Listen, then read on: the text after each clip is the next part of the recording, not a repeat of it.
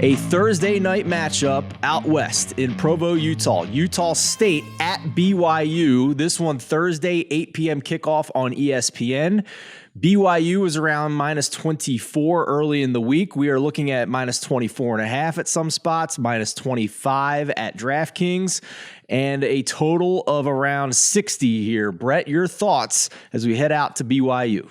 Yeah, besides this being the only Thursday game, I wanted to bring it up for a very specific reason, and that's because this could be the ultimate trap game for BYU. They have a neutral site against Notre Dame next week.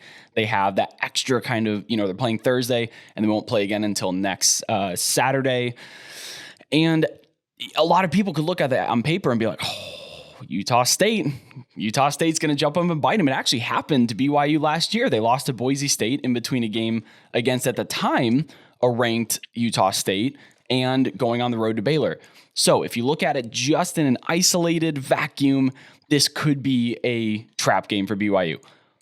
I'm here to pump the brakes on that, and that's why I wanted to talk about this game, because BYU is returning 3 defensive starters and their top wide receiver, Chase Roberts, who hasn't played yet this season. He suffered a lacerated kidney, I believe was the injury in camp. That's the Andrew Luck special. That's gross. It feels like it would hurt. So he hasn't played this year, but he is returning for this game. They're also returning 3 pretty prolific defensive starters.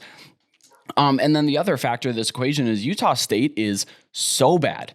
They are last in the country in EPA margin per game. That's minus 20.5 points per game for those counting. They've been outscored 144-38 outside of 1 second quarter against UConn in week 0. So you remove that 1 quarter and they're being outscored 144-38 on the season, including a 35-7 loss against Weber State. They're in the FCS. That's so bad. Logan Bonner has more interceptions thrown than touchdown passes, and Utah State's one of the most penalized teams in the FBS. So when you're talking about upset specials, when you're talking about those trap games, you cannot have a team that beats themselves, and Utah State beats themselves. So I'm just here to put out a little warning. Hey, putting your money on Utah State might be a dicey proposition because they can beat themselves. Yeah, not exactly the team you want to back with a lack of horses to help you cover that spread and a letdown spot here for sure. I think you talked about in your post, this might be a good spot to kind of just sit back for a minute, look at how this game's playing out. If BYU gets off to a slow start, it might be an opportunity to hit them on the live spread here. Yeah, you certainly can. I'm not sure how much the line's going to react early on, though, especially with how bad Utah State's been. So I don't know if there's going to be a ton of value.